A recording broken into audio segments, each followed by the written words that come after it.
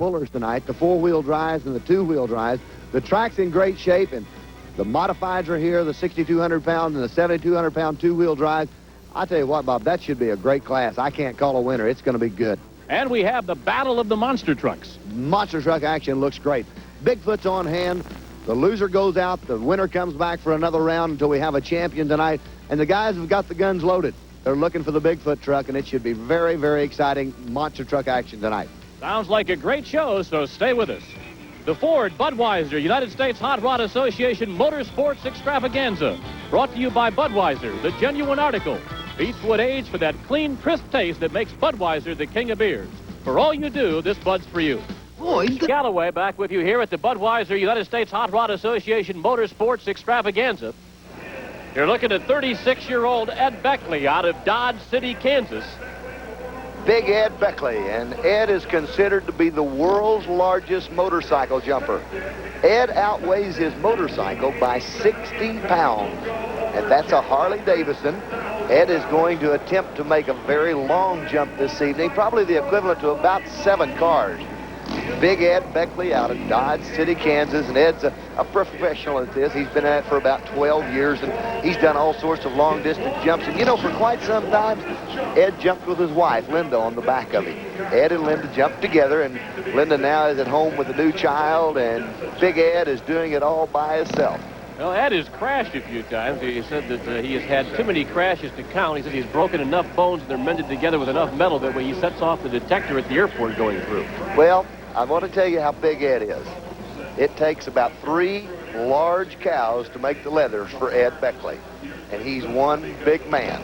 World's largest motorcycle jumper. Watch him go to work. He's got quite a chore with him tonight. Big Ed Beckley. You know, he's lived in Kansas and Texas almost all of his life, and he's very much a professional.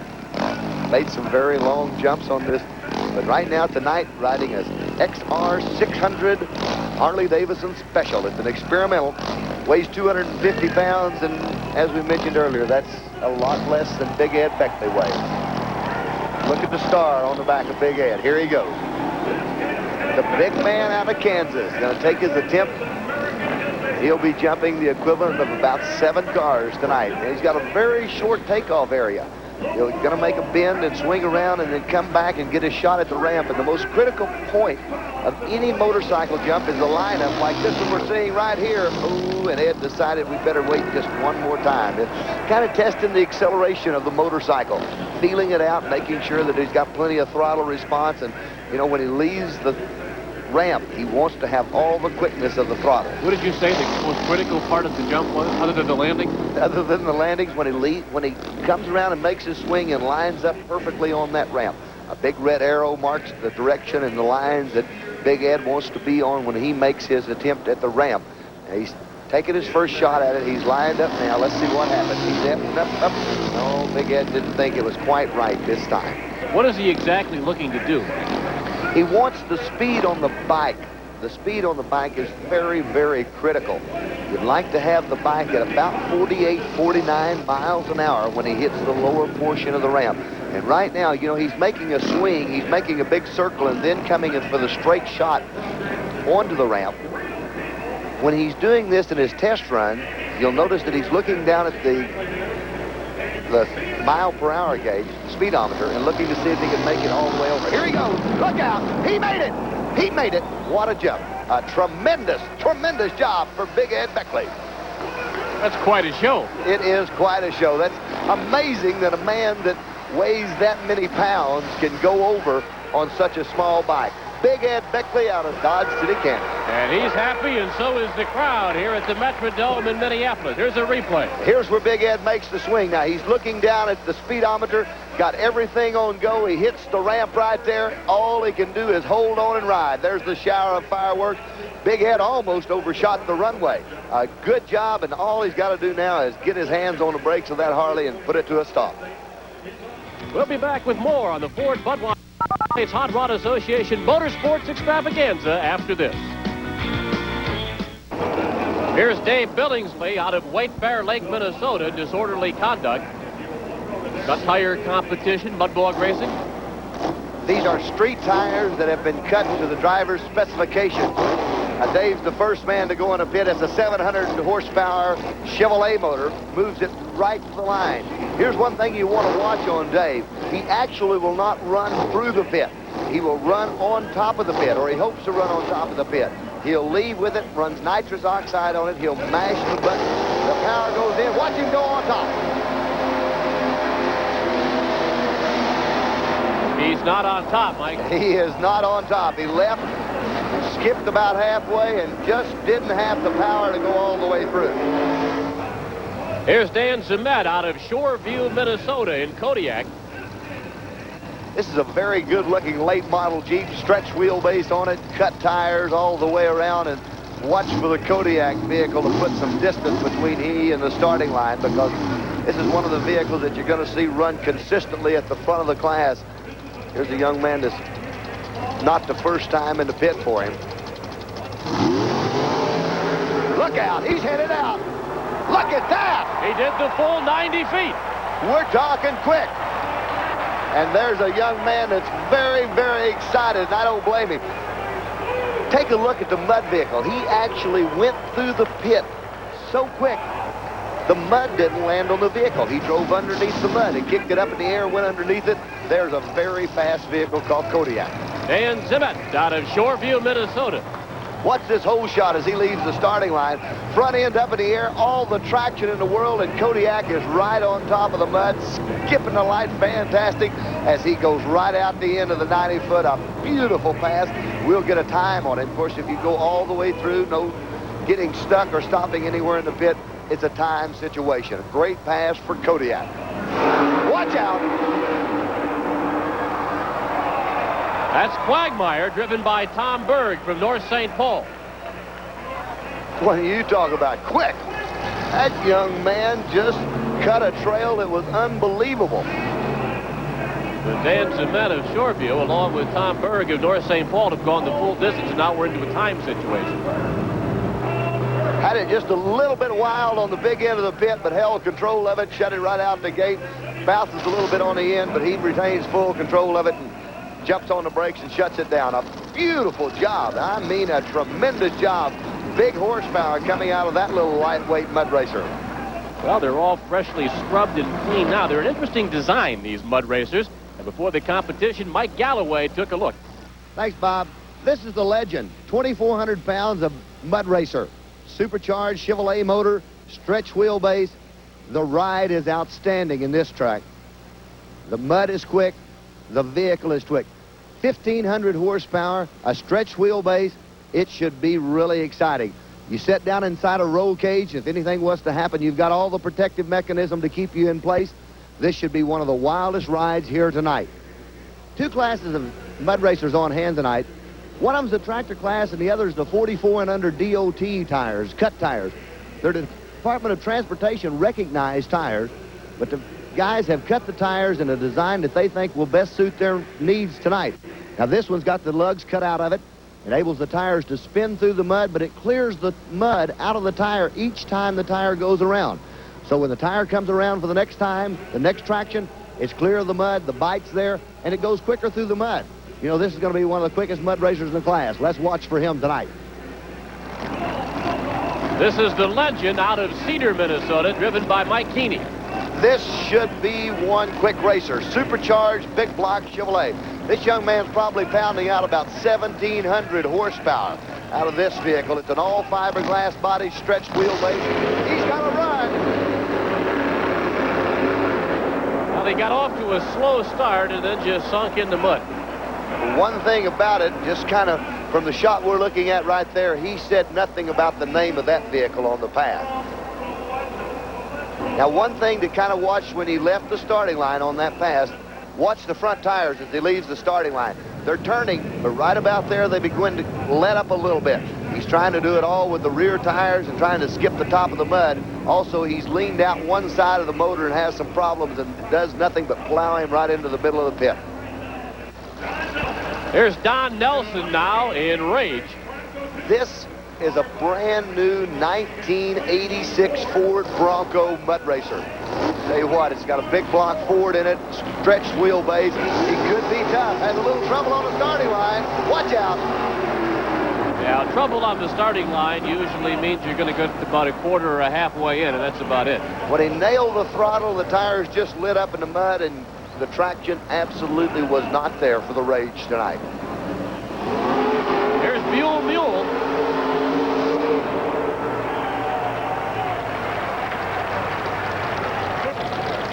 Gary Banaszewski out of St. Paul, Minnesota, the Mule.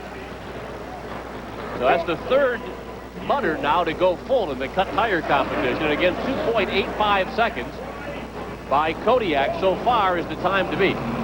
Here's the Blue Mule. Made a full run, as we mentioned, but 3.4 seconds, which leaves him behind Kodiak, which finished at 2.85. There's Steamboat Willie. Bill Rupert out of South St. Paul. This is another one of the ultra-quick super light machines in this cut class. Watch this young man go to the track because he needs to go quicker than a 285. 285, Kodiak in the lead. Steamboat Willie's ready to ride. Waiting on the green flags. All he needs. Got it in gear. It's time to go to work.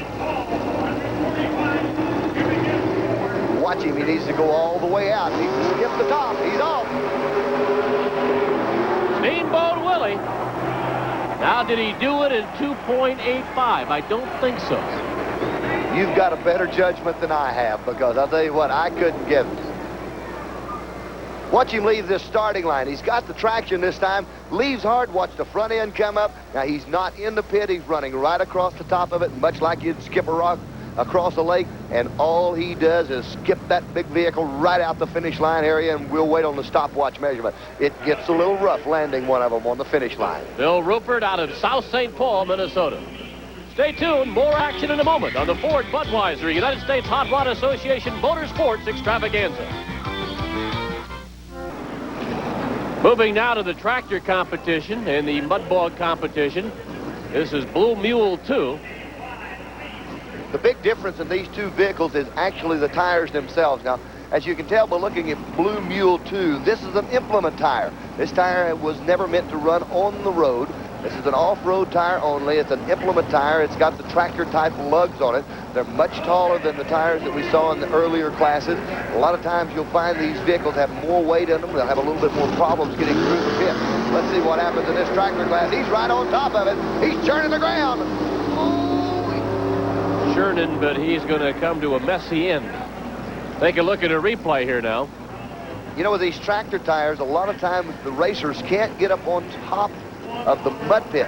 They have to run right down through the bottom of it. You're going to see a lot of the bigger, taller implement tires in this class, and they're actually going to churn right through the middle of the pit, but you're also going to see some very fast times come out of this class. You're looking at the Green Weenie and Meyer out of Coon Rapids, Minnesota. This is a modified Jeep, runs the tractor class. Big V8 engine underneath the hood of the Green Weenie. Got his windshield wiper squirting a little fresh water on it, and when he gets down in that pit, he's going to definitely need that extra to clean off the windshield, because, you know, a lot of times you hit that pit, you hit it real hard, real fast, the mud comes right up on the windshield, and it just makes it absolutely impossible for these mud racers to see where they're going. Out of bounds is the disqualification. We are in the tractor competition now in the mud bog racing.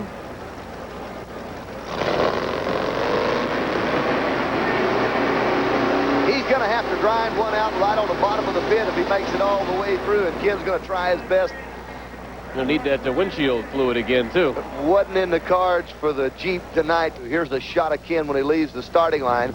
He's trying to grind it out, knows there's not enough speed when he hits the pit, so he's just going to have to grind it out on the bottom of the pit with the Green Weenie, and that's exactly what he's trying to do right there. The truck goes down, the mud is just really coming in on him strong, and he is having a problem cutting through the pit tonight.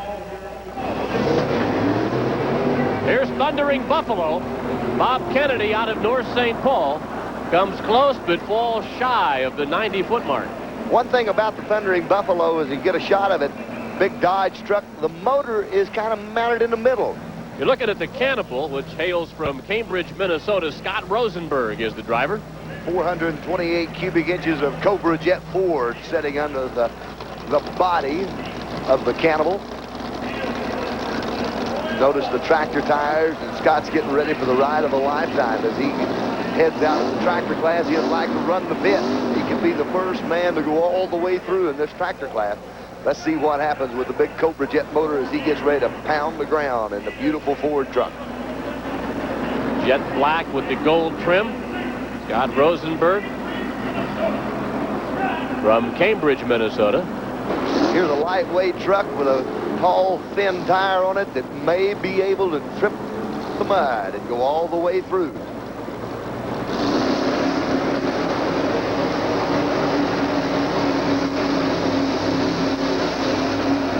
One of the best runs so far in the tractor competition, still shy of the 90-foot mark. Looks like he may have bettered 70. Now, where do they mark that from? The front tire, the back tire, or what? They're measured to the center of the front tire, the center of the hub on the front tires where the measurement on the mud track comes in. So he should be right about 70 feet. It'll be real close. Watch him leave the line with this Cannibal truck as he turns the tires real hard, trying to make it all the way through the pit. Beautiful job as he's got the motor wide open, and it's nothing but horsepower and strain and gain this time around. Here's the Mud Hog now, driven by Tom Lindemann out of Oakdale, Minnesota.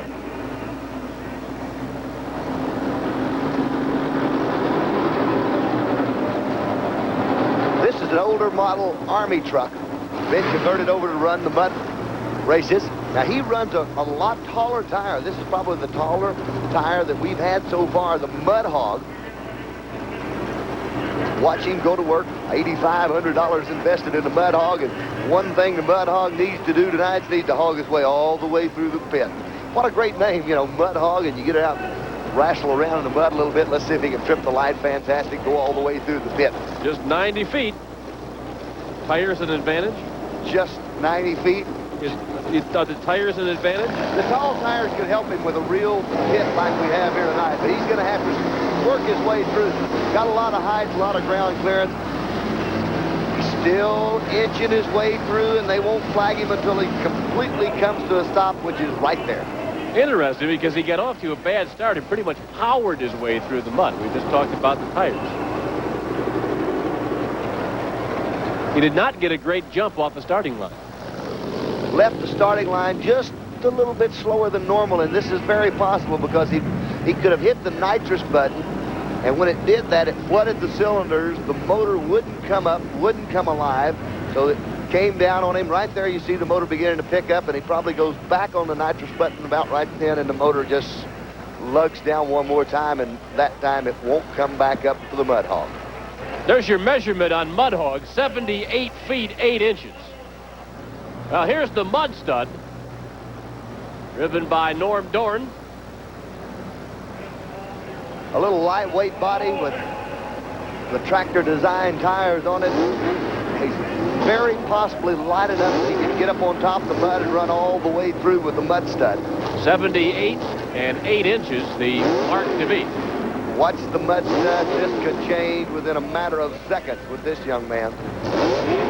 Taking his time, waiting for everything to be right, building a little bit of heat in the engine, wanting the maximum horsepower, drops it into gear right there, and it should be a matter of moments before the Mud Stud launches through the pit.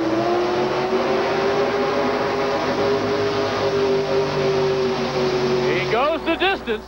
First man to go to the distance in the tractor class. He's lightweight. He's got the horsepower with the big Ford motor, and a beautiful job of driving all the way through the big heavy pit.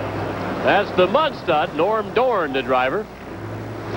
Mud Stud launches hard out of the hole, and he's right down into the middle of it, just keeps the hammer down and goes for the gold. There's the 80-foot mark. He's beginning to come out of the pit, and right there he knows he's taking the lead as he goes to a time situation. It took Mud Stud 5.49 seconds to go the full 90 feet. Looking at Bob Swanson, who is from Stillwater, Minnesota, just north of where the Metrodome located here in Minneapolis, and he is driving the Caveman. CJ7 fiberglass-bodied Caveman truck. Here's another man that's lightweight and very possible of going through the whole pit. As we've started out with a tough class in this tractor class now, he's got some tall, thin tires on him. They've got a tractor lug, and he's going to have to churn them all the way through the pit. He'll have a hard time getting up on top with a tall, thin tire the way he's running right now. But watch him. He can do it. He's underway, and it looks good. Not for long. Little fire. A little bit of fire as it popped back and ignited something under the hood, and we'll see some guys go in and raise the hood and make sure the fire is out.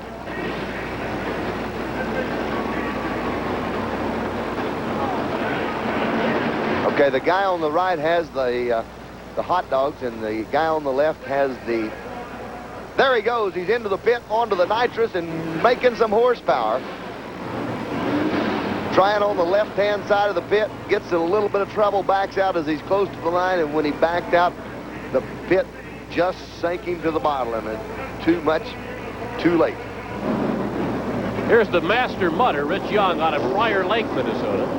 This is a Chevrolet Blazer that's made for one thing and one thing only, and that's go quick through the mud. Watch out. He did it.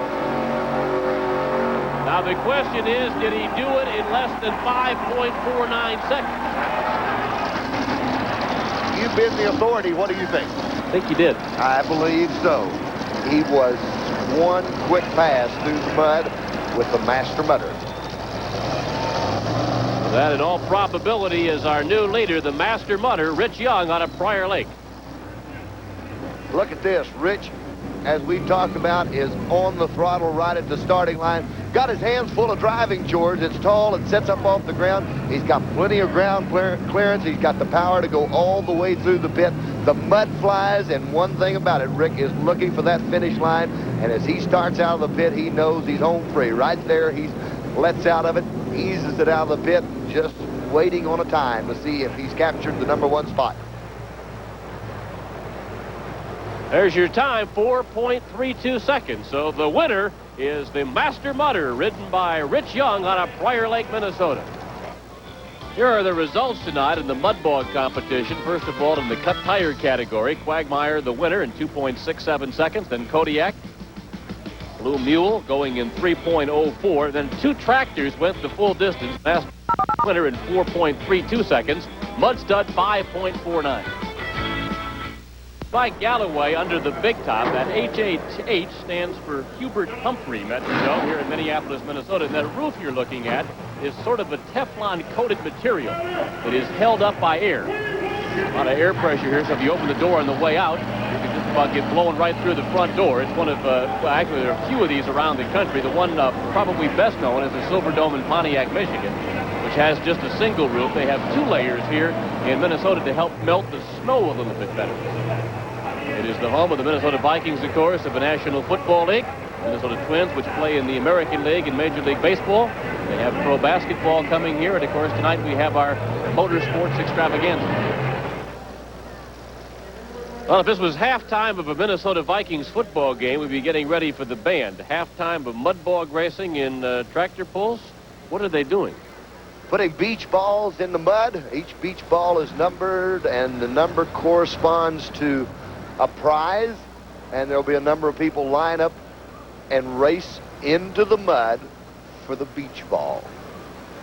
I know how sloppy that track is. There have to be some mighty nice prizes for me to go in. That's the deep end of the pit. The pit is probably 4.5 or 5 foot, well, let's call it 4.5 foot deep right there. Any chance we can lose anybody? I think they need little flags tied on the top of them so we can find them when they get in the pit. All right, they're ready to go. Well, we had a false start. I forgot one little minor detail. Just one little detail. Could we please have the blindfold on for our contestants?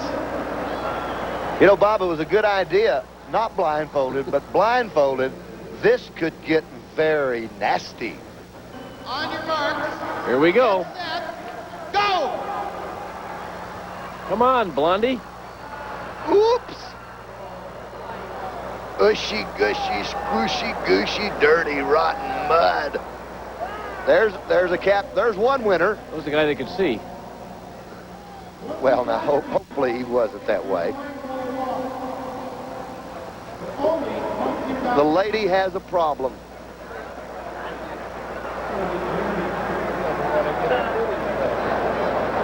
Now, there's number 2. We've got 2 winners.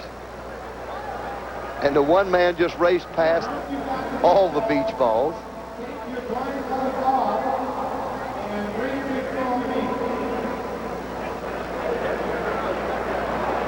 Great way to spend a Saturday night, huh? It's enjoyable. A lot of fun, a lot of relaxation in the mud racing. Young lady's taking her time. She knows that. Whoops.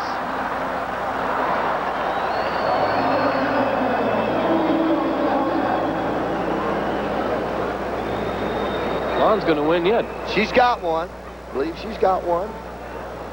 If she'd just lunge forward. She's got it.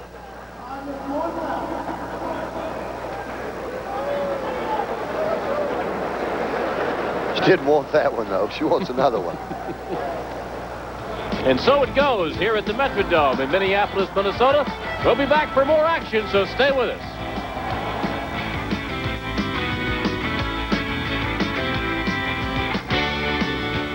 The two-wheel drive truck competition. You're looking at the Steel City Shaker. Bob Zundel out of New Alexandria, Pennsylvania. These are supercharged two-wheel drives. They cannot run taller than an 18.4 16.1 tire. Bob Zundel out of Pennsylvania with one called the Steel City Shaker. It's a supercharged Chevrolet. This should be a dynamite class.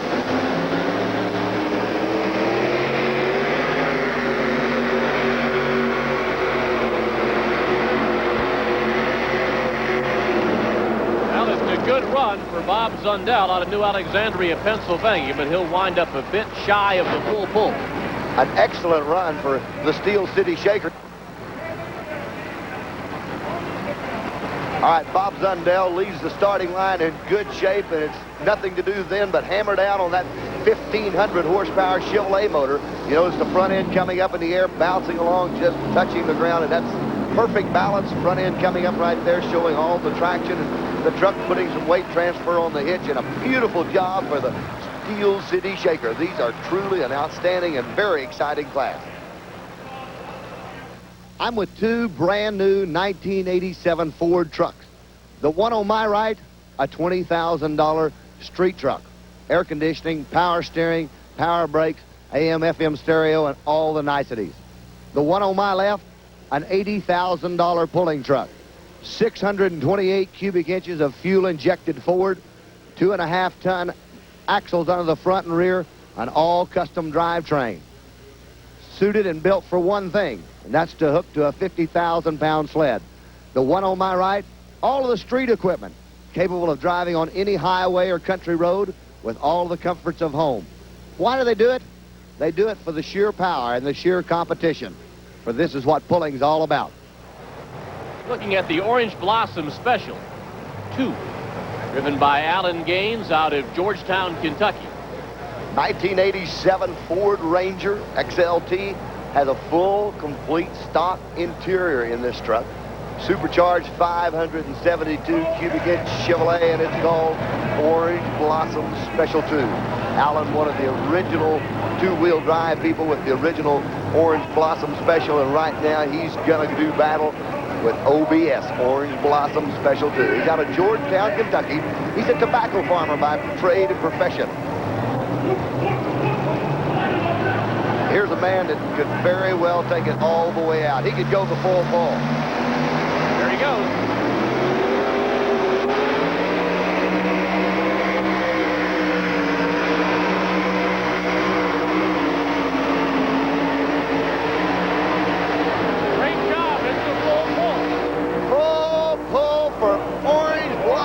Special 2 and Alan Gaines. Leaned the motor out just a little bit when the front end came up, but it was still enough to give him the full pull mark for Alan Gaines. Here is Telstar. Bob Bauman out of Saxonburg, Pennsylvania, the driver. Bob runs a supercharged, low-riding S15 and a fine truck. Bob runs a supercharged alcohol-burning S15 at the lowrider, and he's in the race for the national championship in this two-wheel drive class, one called Telstar. It's a 470 cubic inch supercharged Chevrolet engine. And he's going to need it because he's going to have to go the full distance. Alan Gaines, the leader in Orange Blossom Special 2. Well, now, on our two-wheel drive competition. If Bob Bauman goes the distance, if he goes with a full pull, then he will come back and first Alan Gaines in the pull-off. Only the vehicles making a full pull, be it 1 or 5, come back in a pull-off.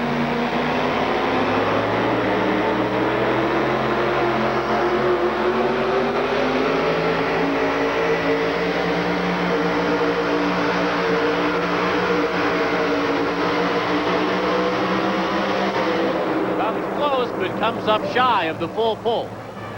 You know, Bob, the weight transfer machine is transferring the weight up the ramp and going all the way to the top much quicker in this class than we've seen all night long. Not only that, but they have added 3,000 pounds to the pan on this class. It helps the traction. They get a little weight transfer. The front end comes up a little bit, and it is a wild and exciting class, the two-wheel drive. Here's the Oklahoma Warrior.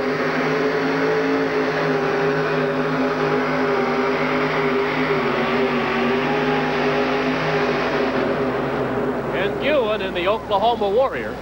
Ken Ewan out of Oklahoma City, Oklahoma, with a 572 cubic inch Chevrolet motor. Doing his best, but just not finding enough traction tonight to put him out. Here's Ken Ewan out of Oklahoma City, Oklahoma. He rolls with the sled quite some distance before he actually opens the butterflies up. Maybe just a little bit heavy on the front end. Could have used another 100 pounds on the back. Front end not coming up, transferring it to the back and giving him the kind of traction he needs to put the sled out the end. A little telltale sign coming out the bottom of it. This may have built too much heat in the motor. Looking at Bill Romsberg, who hails from Pennsylvania. This is the rice burner.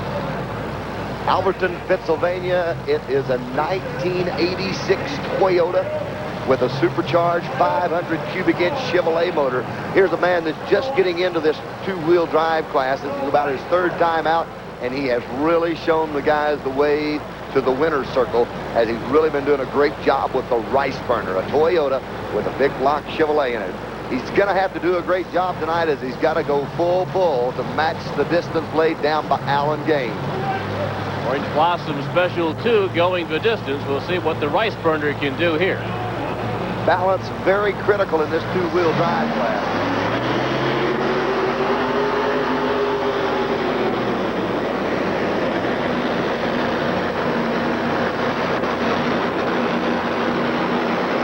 Doesn't sound right. Motor problems as the engine leaned out as he left the starting line. About 50 foot out, the motor leaned out, the power went down on it, and there wasn't enough power to put it out the gate. Only full pull in the two-wheel drive competition. Orange Blossom Special 2. Alan Gaines out of Georgetown, Kentucky, the winner. Daddy Art is not here. Dusty is not here. We don't have the modified tractors here at the Metrodome tonight, but we do have the Kamikaze. And here is Tim Arfons out of Akron, Ohio. This is a GE T58 that's turbine engine that's been converted over to a jet. Weighs 550 pounds. Timmy's been racing since he was 16 years of age, and he's been in all sorts of motorsports events. And this is probably the wildest creation that Timmy has ever came up with, no matter how you would look at it. This is unbelievable. Calls it a 1987 Suzuki jet bike. Watch it. Oh, we saw it at Anaheim in one of our previous shows, and that had the crowd gasping at the end. This thing really takes off. There's a couple of loud booms, and then it takes off like a shot. You're going to notice a cord that's connected between Timmy and the bike. At any time, if Timmy comes off of the bike, it will shut the motor down. Of course, that's a heck of a time to lose the motor, but it'll shut the engine down and hopefully let everything stay in control. Timmy will just pop it a couple of times and ease out on the brake a little bit. You know, he still to this day has no idea exactly how fast it will go. pressurizing the fuel system, getting ready to light this jet up on Kamikaze. But he won't be able to really turn it loose here tonight at the Dome because he doesn't have a real entranceway. So all he really needs is a door at the end of the arena where he has some place to go to. But that's not the way the track is set up here at the Dome. And a long runway. Timmy runs a set of 4-inch parachutes on the back of this little jet bike to shut him down. This is unbelievable. Took 6 months to build. Operates at 27,000 RPM. There's the fire. The Jet Kamikaze. World's fastest ATV. Quad racer.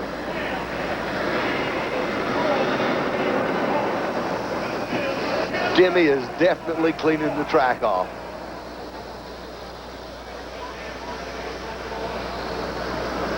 Watch him as he gets ready to jet pop. Turns the afterburner on. Look at that. The brakes actually not holding it as the power is coming on.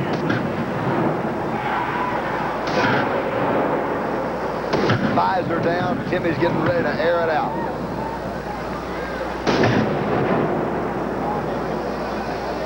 Making one final adjustment before he turns the jet bike loose. You don't think that thing would take off? Would that be right? On and off the throttle for just a matter of seconds. An unbelievable action for Tim Arfons. You almost don't have enough track here at the Metrodome to really get the full impact of what that thing can do. You know, I'm wondering how much room he's going to have the day he opens it up. From pops it loose right there. Timmy is on it. The afterburner's wide open, and Timmy's headed down the track, jumps off of the throttle and easing out of it on the brake, shutting it down. Quite a ride and quite an experience. Kamikaze, Tim Arfons. Earlier tonight, Mike Gallaway and I watched the four-wheel drive modified truck pull competition, which is all part of this great evening here at the Metrodome. Here now are some of the highlights and tonight's winning pull.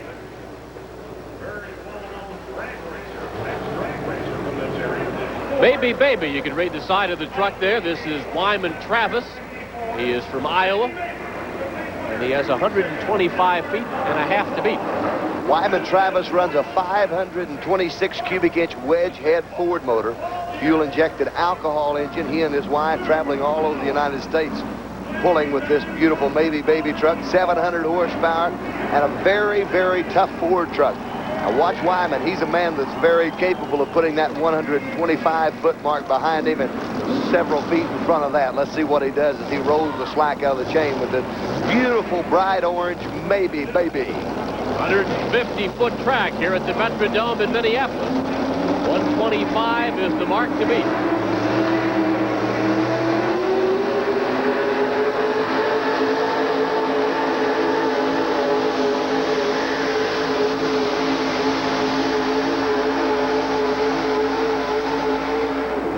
Baby may well have broken the 125-foot mark. Wyman may have gone to the lead. He had a good number tonight, and as each puller comes in and registers for competition, they draw a number out of the hat at the registration table, and that's the order that they go to the sled in. Well, here's Wyman. Now, watch Wyman as the tires spin just a little bit. Wyman finds the traction. He just eases it down. Right there, he hammers the big motor real hard. The 526 Ford motor comes to life, and Wyman's on his way. All he can do now is hope for the best, as he knows the weight transfer is getting heavier, and right there it puts the halt to Baby Baby. Here's Sarah Luckin now in Dusty Road.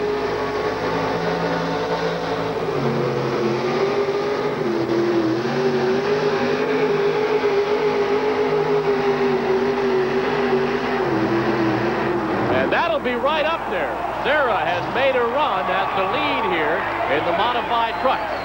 Dusty Rose, Sarah Luckin out of Winger, Minnesota. one thing very interesting about Sarah. Sarah is truly involved in all aspects of this pulling truck.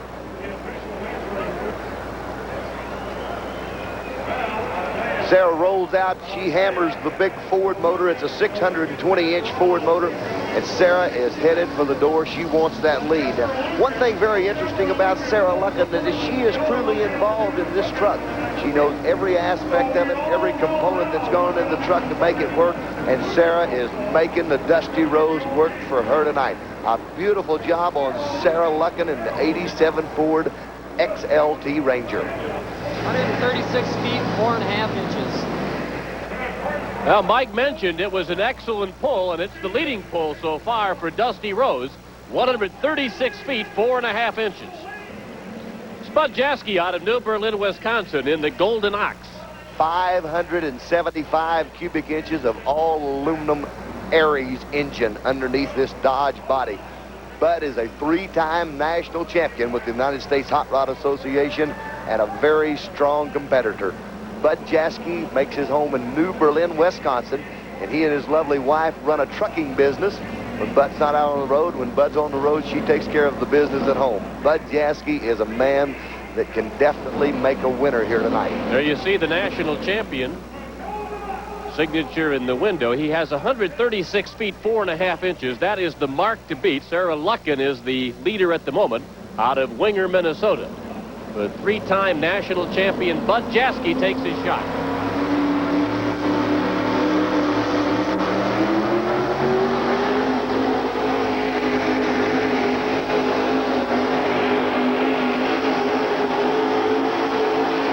And it's a full pull for the 3-time national champion.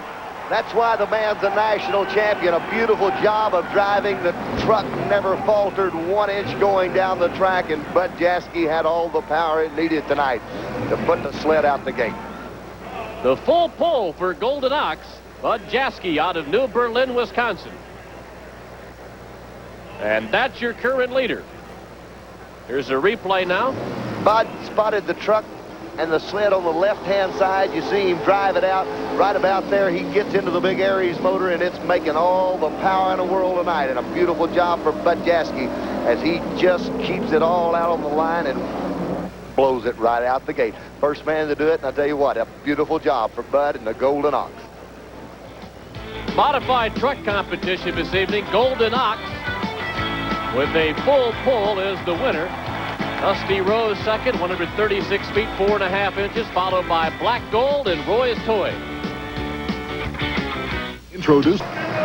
Bob Kurtz, Mike Gallaway back here inside the Metrodome. You're looking at Sampson, driven by Don Maples as we get ready for the monster truck competition. 1985 Chevrolet, 19,000 pounds, and he's up against the Duraliner giant, Kevin Dabney out of Tampa, Florida. Of course, Don Maples out of Huntsville, Alabama.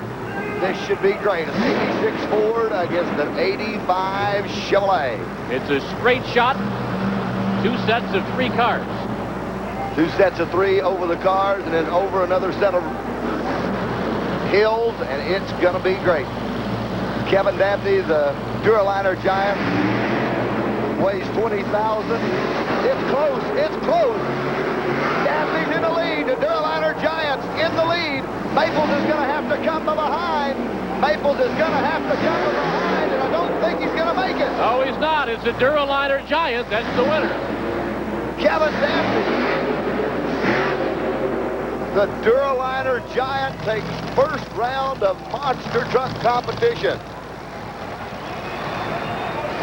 Well, they came roaring out of the starting gate at a very quick race. And Kevin Dabney and the Duraliner Giant out of Tampa, Florida is the winner. You know, Bob, that's got to be considered an upset here tonight because Don Maples was picked to be a winner, but if you look down as they pull back from the Duraliner Giant, there is some telltale signs that he may have broke something on the pass because it looks like he's got a trail of fluid falling out behind the Duraliner Giant, and that may very well be transmission fluid.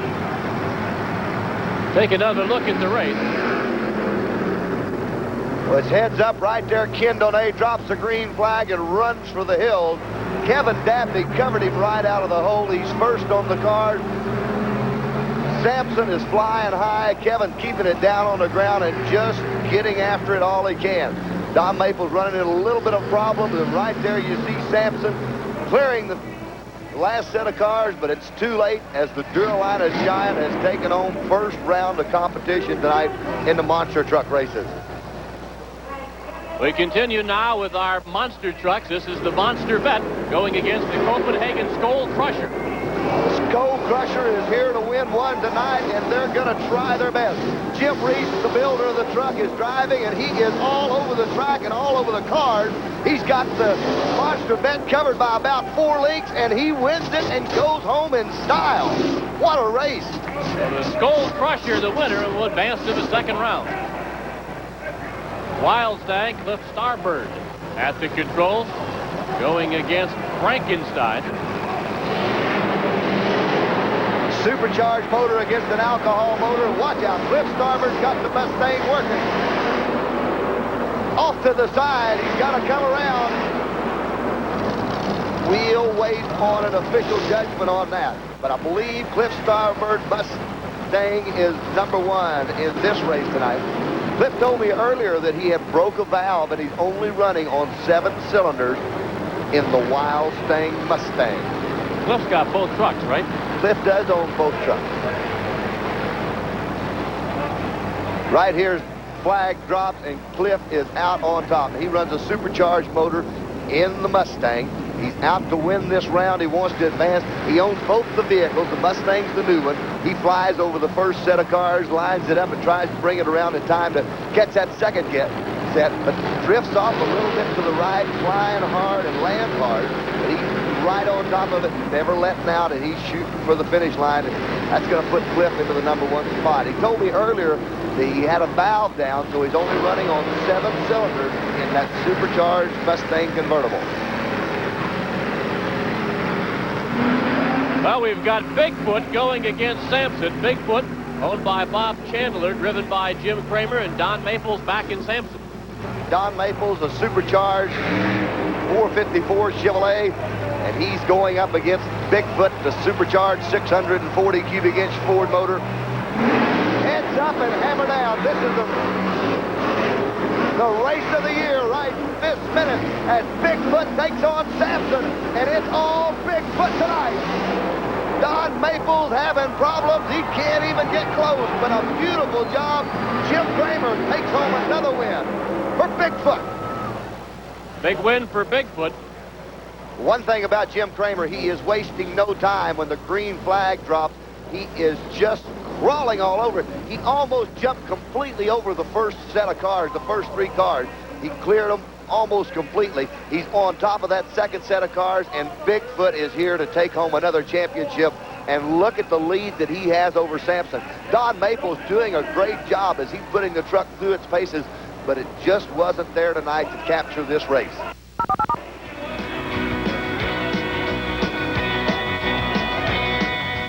Here's our second heat now in the monster truck competition. There's Bigfoot, a big winner in the first heat. He'll be going against the Copenhagen Skull Crusher. This should be a dandy. Oh, this should be great. Jim Reese driving the Copenhagen Skull Crusher. He's the builder of it. Jim Kramer, the driver of Bigfoot, probably none better. This is a race that has been brewing for quite some time. Not too many weeks ago, the Copenhagen Skull Crusher was racing Bigfoot. They went up over some cars. They crashed the front end out from under the truck, hauled it back to California, repaired it, brought it back this weekend to do one thing. They want to run the Bigfoot truck, and they want to win. Here we go for the championship, Bigfoot and the Skull Crusher. This is a race that's been brewing. These guys have been up against each other several times before, and it is always a real close race. We're just going to have to wait and see. Any one of them could win this race. It is all heads up. Bigfoot got the break out of the starting gate. Look at the Skull Crusher. He's coming back. Skull Crusher is going to go for it. They're all over the track. Can he do it? Bigfoot takes home a win.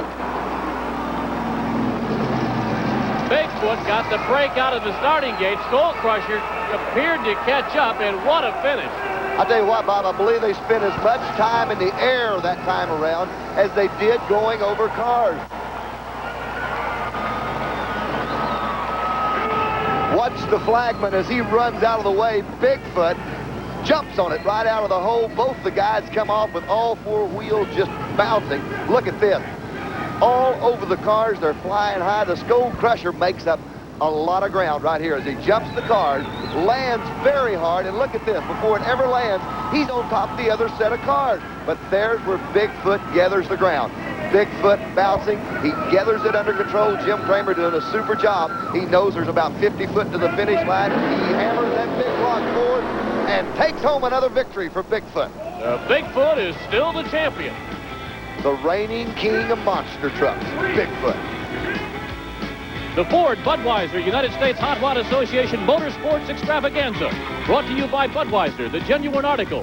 Beats wood age for that clean, crisp taste that makes Budweiser the king of beers. For all you do, this Bud's for you. This program is a presentation of Bud Sports through the facilities of ESPN.